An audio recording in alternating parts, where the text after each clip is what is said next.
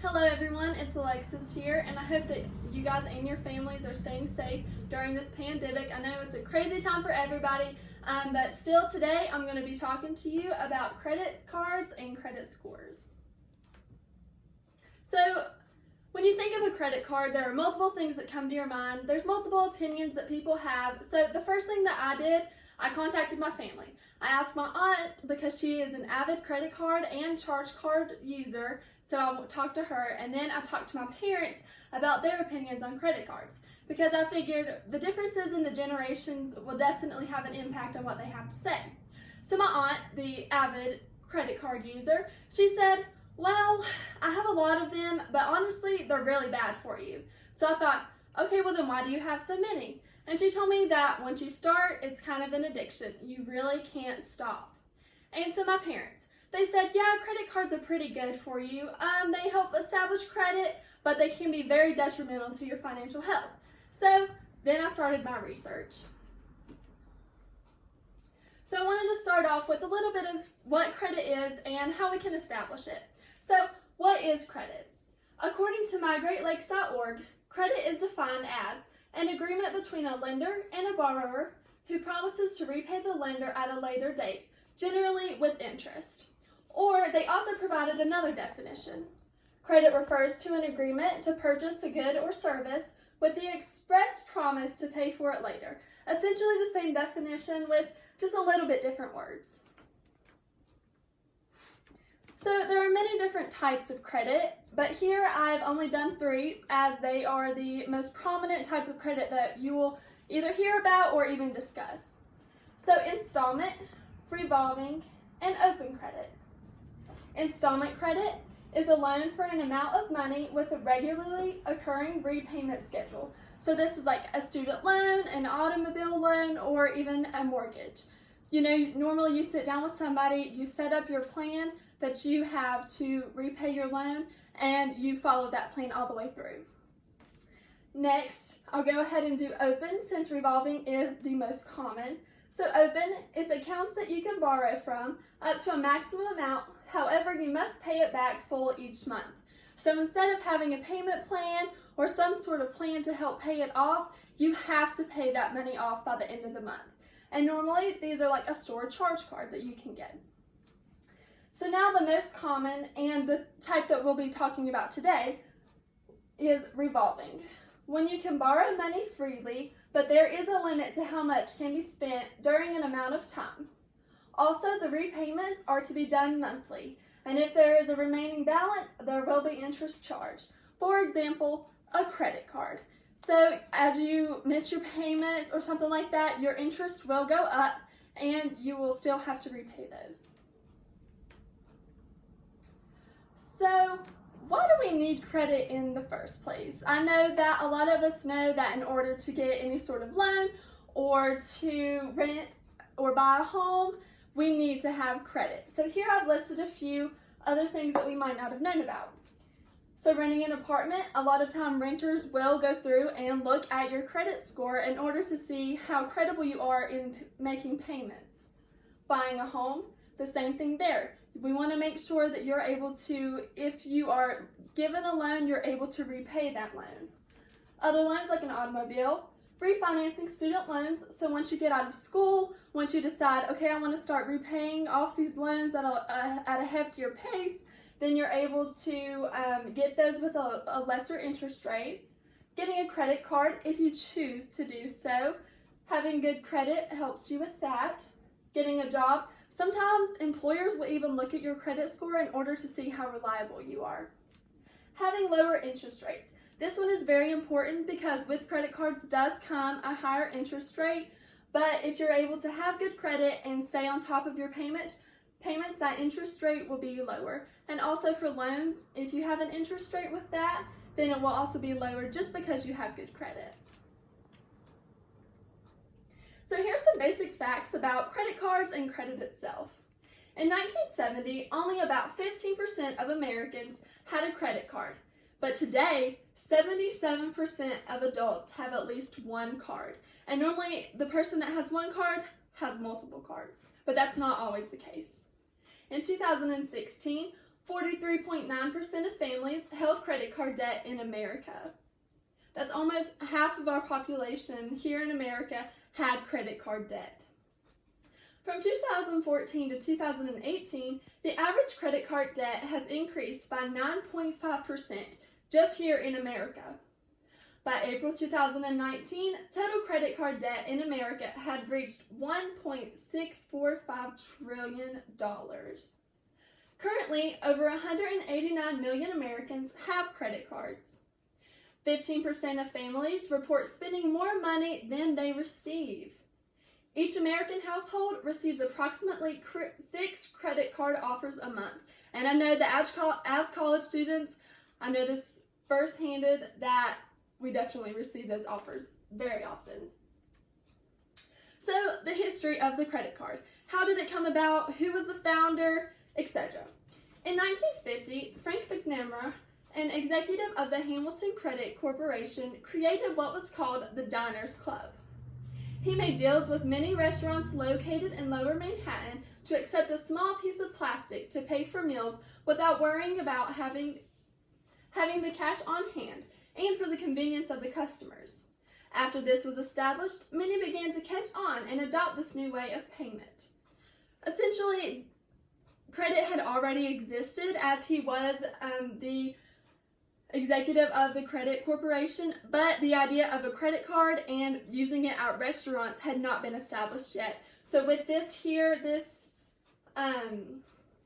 trend beginning, he is the one that is actually credited as the founder of the first credit card. So credit card companies, many people will complain about them and other people actually say that they're pretty good people. So here are just a few examples, and there are many credit card companies, but here are the top 4 that I at least know about. American Express, Discover, MasterCard, and Visa. So how do these companies earn their money? So first off, there's 2 different ways. First off, collecting fees. Interest fees, late fees, annual fees, any sort of fee that they attach on there, they get to keep those. And the next one is very important. So it's your merchant fees. It's also referred to as the interchange rate. So for every swipe that a merchant does, so if you're at a store and for every single swipe of plastic that they have that accepts credit card performs, the companies receive on average 1.75% to 2% on that purchase. So simply on that one purchase you made, almost 2% of that is going to the credit card company. So I just wanted to show you this about the different fees and the way that the credit card companies actually receive their money. So this table is from 2016, but I thought it was a good way of showing how their wages are broken down. So that year, $163 billion were collected by credit card companies. And as you can see, the interest income, interchange income, cash advance fees, annual fees, penalty fees, and enhancement income. All of these numbers have billions beside of them, and that is how they were able to reach that number of $163 billion that year, which is a lot of money. So is it worth it? Is having a credit card worth it? Is having good credit worth it? So I have a list of pros and cons. The pros, credit building. So in order for you to receive a loan or obtain a job or anything like that, you have to have good credit. So by having a credit card, you're able to build on that credit, and by making your payments on time, you're also able to establish good credit. Convenience. Not everybody wants to carry around a lot of cash, so having their credit card on hand is an easy way for them to access their money. Rewards. There are many different ways that credit card companies, and depending on which credit card company you decide to go with, there's different rewards for it. For example, there's points for what you spend, and once you reach a certain amount of points, you might get a percentage back, also known as cash back, or you might receive airline miles, or there's a lot of different bonuses that come with racking up these points and using your credit card. It's a safer option, especially for online shopping. The reason that this is a safer option as compared to a debit card is because the debit card, it has exact access to your account. So with the credit card, it's not, if a thief comes through, they're not having access to your account, and all you have to do is call the company, tell them there's fraudulent activity, and they will start investigating on that. Also, buy now, then pay over a period of time. So if you don't have the money, but you need something right now, then you can always use your credit card for that. Now the cons. And these cons are very, very detrimental to your financial health. Overspending in debt, fees, the fine print, which is normally the fees that are in the fine print, so you might miss them, high interest, and there are cash withdrawal charges. So if you try to withdraw any sort of cash by using your credit card, there are normally charges associated with that. So I figured we should look and see what Dave Ramsey says. As we know, this book has been a very crucial part to our entire class. So what does he have to say about credit cards? He does not suggest them at all, especially for college students. So he says that debit cards will do all of what a credit card can without racking up a pile of debt, which is true. When you pay with plastic instead of cash, you spend more. When you feel like that just that one quick swipe and you don't have to hold on to that cash and give it up, you are normally more likely to spend more money. As I said, he does not recommend a credit card, as he says they normally do more harm than good. Most people get into debt once they receive a credit card, but if you are smart with it and you're able to stick to your budget and not overspend, they can be a very good thing. So why should college students have a credit card? The sooner you start establishing credit, the better, as the length of your credit history is important to your credit score. So the sooner you start establishing credit, you're able to already have that relationship with your credit card company. So once you decide to, maybe increase your limit, or you get out of college and you want a real credit card, then you're able to already have established that relationship and your credit is already starting to be established from a younger age. It allows us to learn good habits with credit and debt management.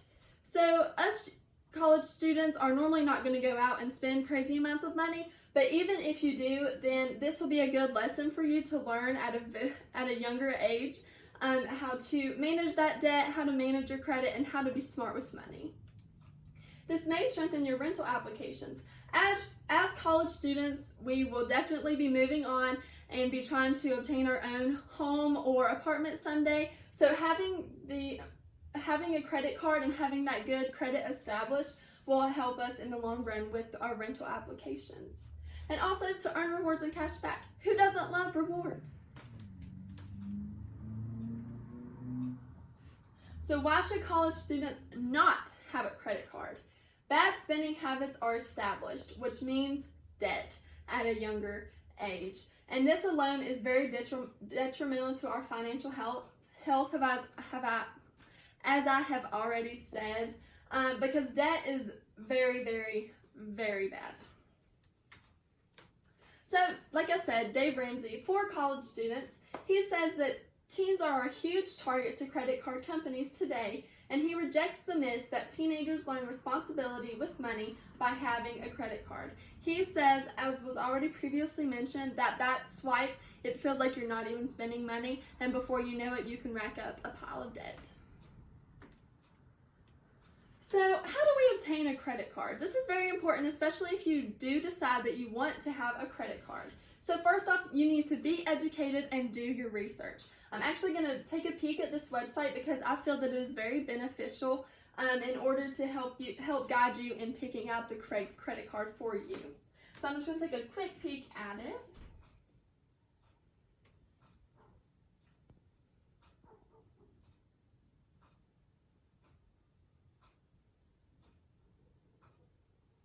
Alright, so as you can see here, how to pick the best credit card for you in 4 easy steps. So it's 4 easy steps over here on the left. You check your credit, you identify what type of credit card you need, you narrow your choices by asking the correct questions, and you apply for the card that offers you the highest overall value.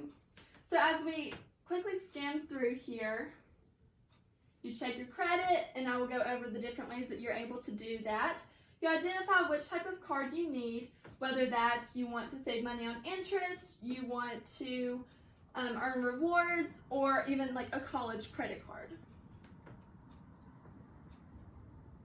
Then narrow your choices by asking the correct questions. So being educated and knowing these questions here will be very helpful in the process of having a credit card, so that you know that so that you are fully confident in the choice that you're making.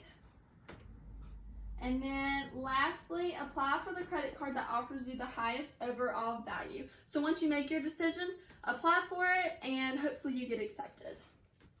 Let's go back here. All right. Oops. All right. So what are the requirements for after you've already applied? So first off, what are the requirements for having a credit card? You must at least be 21 years old or 18 with a parent's permission or proof that you have some source of income. Have a social security number, which all of us do. Have a source of income, or have a good credit history. By having and meeting all of these requirements, it is more likely that you will be accepted for the credit card that you apply for. So once you have a credit card, here are a few tips recommended by multiple websites. Pay your balance in full every month. Understand that it is more than just a piece of plastic, so stick to your budget and do not overspend. That is the biggest thing, is knowing yourself and knowing your budget and making sure that you stick to that. Do not use your card for emergencies. Use an emergency fund instead. So this is also a recommendation by Dave Ramsey. You need to start an emergency fund instead of solely relying on the credit card, even though I know sometimes you might have to. So what is a credit score and what makes it so important? So a credit score is an estimate of, or the likelihood of, you paying credit issuers back if they lend you money. So as you receive a loan or you get some sort of lend, then it is the likelihood of you paying that back. So by keeping debt levels low and paying your balances off in time, you are able to keep a good credit score. So what does a credit score do? It determines whether a lender approves a new loan. It will influence your interest rates and fees on that loan. It will be reviewed by employers, landlords, and insurance companies, and it helps determine your loan eligibility. So all of these kind of go hand in hand as with the loans, but it is very important that you have a good credit score in order to receive different type of insurance policies, to receive some sort of rent, or some sort of loan that you might need. So here's some more Dave Ramsey wisdom. Here's a breakdown of the FICO score, and the FICO score is essentially the same as a credit score. The numbers are all just a little bit different, just as you'll see as you go through learning about the different type of credit scores that you can obtain. So here's a breakdown of it. 35% of debt history, 30% debt levels, 15% duration of the debt, 10% type of debt, and 10% the new debt that you've obtained. He claims that the credit score is not a measure of winning financially. It is 100% based on debt. Dave Ramsey actually, in chapters 4 and 5 of the book, he talks about his experience in checking his own credit score and that he didn't have a credit score. But he also explains the importance of having no credit score in comparison to having a bad credit score. So having no credit score is completely different than having a bad credit score. While other sources claim to build good credit, he believes that should not be the goal that you have. You should check your score simply to search for errors. So going through those chapters, he does say that you need to keep up with your credit score because there could be an inaccuracy on it, and you need to report that to the Bureau immediately. So how do you obtain your credit score? So you are entitled to a free copy of your credit report once a year from the following companies: Experian, TransUnion, and Equifax. So all you have to do is get in contact with those companies and they should send you that free copy. Along with that, there are hundreds of different ways that you can. All you have to do is search it up on the internet and you'll find it. But according to creditkarma.com, here are the best ways to check your credit score for free: through a Discover Credit Scorecard, American Express credit cards, Citibank credit cards, Bank of America, credit unions, and Ally Bank. A lot of times that the credit card companies that you're with, if you call them, they'll give you a free one. So what are some ways to hurt your credit score? Missing payments, maxing out your credit card, applying for too many credit cards, hard inquiries on your account, errors on your credit report, bankruptcy, and foreclosure. And let's go back to number 4, the hard inquiries. So these are when a renter or something does a deep look into your credit score and actually asks to pull that. So that's the difference between like a soft inquiry where they just kind of touch on the surface a little bit and look at it, but a hard inquiry is when they actually dig deeper and receive that credit score that you have. So what are some ways to improve your credit score? You pay off your bills and balances each month, keep up with and check your credit score for inaccuracies. You only obtain credit cards when you need them, and pay off debt. In conclusion, know yourself and be honest with yourself. If you know that you will most likely not pay back or have the money to pay back those fees that you're going to be charged, don't get a credit card at all. Don't even mess with it, because normally that will result in overspending and then you have a big pile of debt. But if you know that you will be able to pay it off, then it's okay, because you're able to establish your credit, you're able to, and that credit score is really, really important. Your credit score is important when wanting to take out a loan, buy a home, a rent an apartment, establish interest rates, and insurance policies. So the main idea of this entire presentation, if you take nothing else away from it, is to be educated when it comes to credit cards and debt. And like I said, just go back to that website and look and see what credit card is right for you, because there are many, many, many that you can apply for. So by being confident in the decision that you make and being sure that you're paying off your balances on time, then you'll be able to utilize the credit card to the best of your ability. Thank you.